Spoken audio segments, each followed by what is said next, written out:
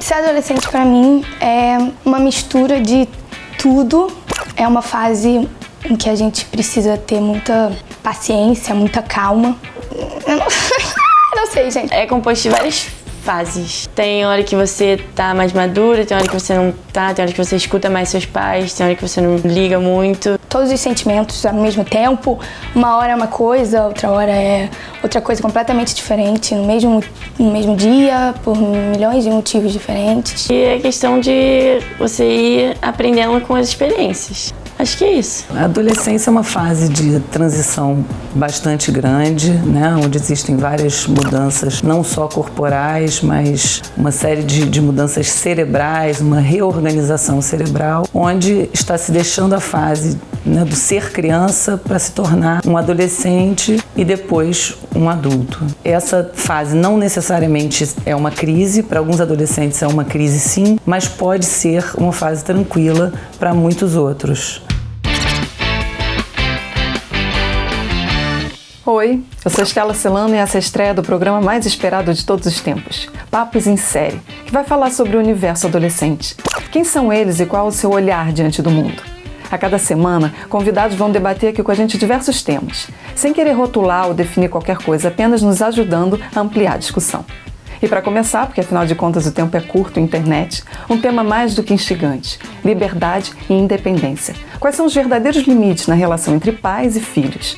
E para conversar sobre isso, nós temos hoje aqui a Beatriz Kise, uma adolescente de 18 anos, e a Tatiana Carvalho, mãe de 4 filhos, 3 deles adolescentes. Olá, sejam muito bem-vindas. Inicialmente eu queria saber das duas, o que seria liberdade para vocês a partir da ótica adolescente? Na minha ótica seria você fazer o que você quiser, na hora que você quiser e o que bem entender. Eu, como mãe, entendo que a adolescência é a mudança, né, da fase da infância para a fase adulta.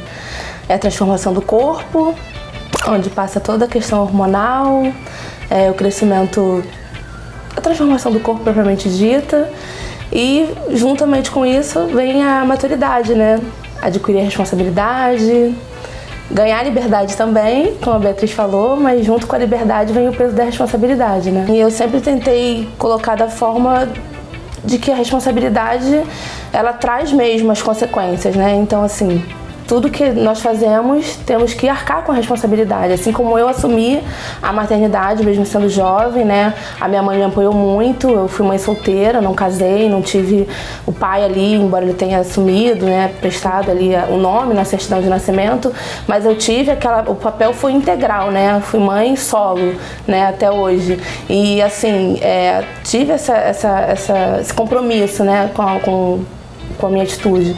Então, desde muito nova, quando elas começaram a iniciar esse processo da adolescência, eu sempre tentei transferir essa responsabilidade para elas, né?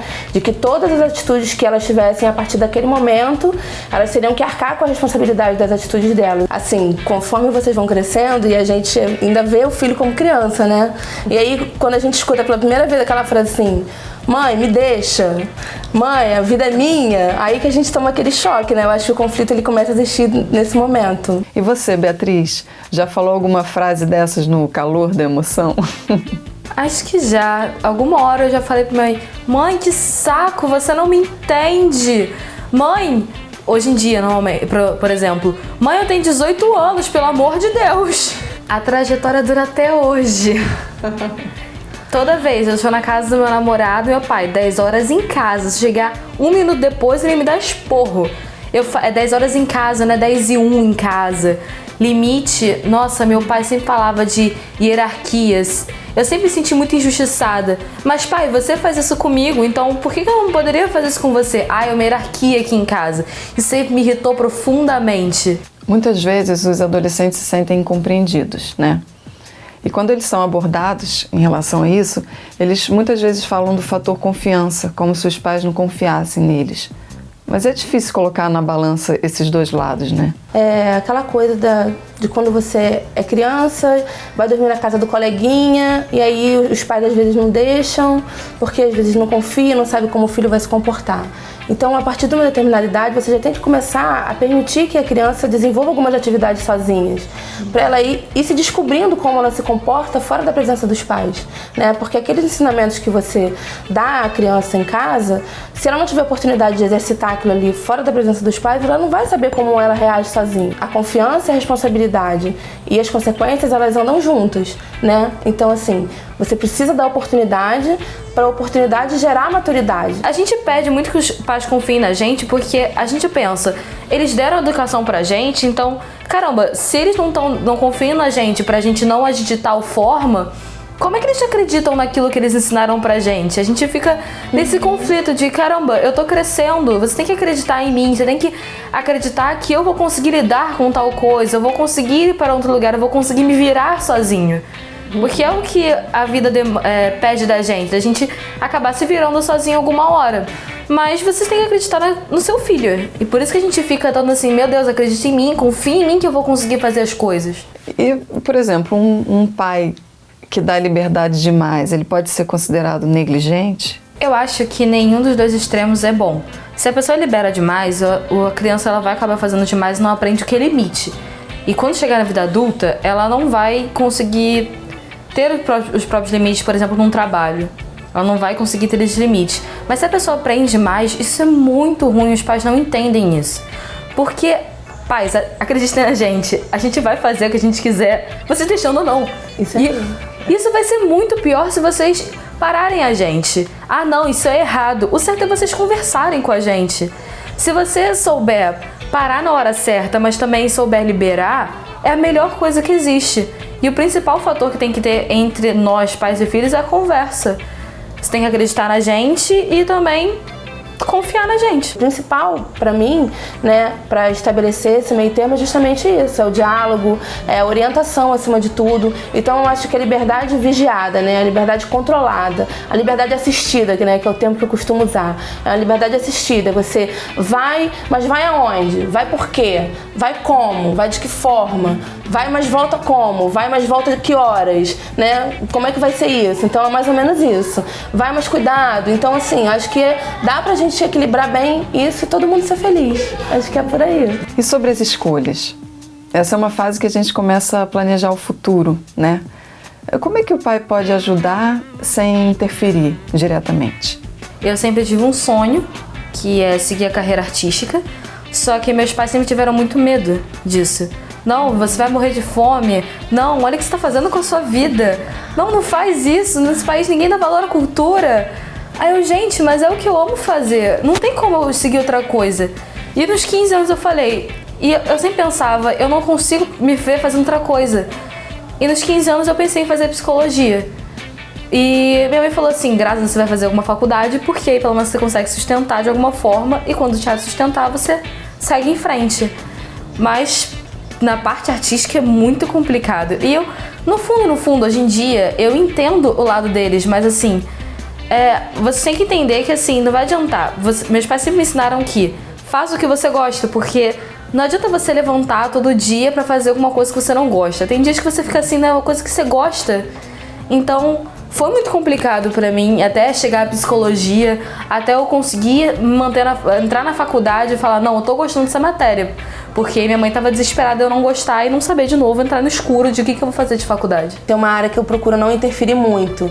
Eu procuro mesmo orientar, mas sempre respeitando a vocação, né, de cada uma delas, né? E sempre ali orientando e tentando auxiliar ao máximo que eu posso, mas eu não interfiro mesmo, assim, não decido por elas. Só oriento mesmo e fico na torcida de que elas consigam realizar o sonho delas e que elas consigam trilhar a carreira que elas escolherem e que dê tudo certo, mas eu não interfiro mesmo, só fico mesmo orientando, fico direcionando, as duas já trabalham, né, e assim, já tem algumas coisas assim já pré-determinadas, mas eu não fico interferindo, não determino o que elas têm que fazer, não. Gente, uma questão crucial. O adolescente consegue chegar de forma madura para iniciar a vida adulta? Não. Experiência própria, não. Porque a adolescência é uma é uma fase infernal. Porque você tá saindo da infância, você quer crescer, mas você ainda tá naquela de infância de não tem mais responsabilidade. Aí, ao longo da adolescência, você vai ter que criar responsabilidade até chegar à vida adulta. Eu, quando tava pra fazer 18 anos, eu olhei e falei, não, gente, eu não tô fazendo 18 anos. Não é possível que eu esteja fazendo 18 anos. Eu não tenho maturidade pra ter 18 anos, eu não tenho responsabilidade pra fazer 18 anos. Eu não tenho cabeça pra assumir as coisas que se faz com 18 anos. Como assim eu tô fazendo 18 anos? Quando eu entrei na faculdade, eu falei, gente, como assim eu já tô aqui? Foi um baque muito forte pra mim, porque adolescente é muito complicado, porque a gente quer crescer e ao mesmo tempo não quer. O amadurecimento ele vem com o tempo, não existe um cronômetro que diga agora parou, acabou uma fase, começa outra. Eu acho que não dá pra ser assim. Eu acho que as experiências da vida que vão trazendo amadurecimento e as fases elas vão mudando, né, ao longo do tempo, assim. Não dá pra... Acho que cada um, de acordo com as suas experiências e com a sua vivência, você vai se encaixando em determinada fase, né?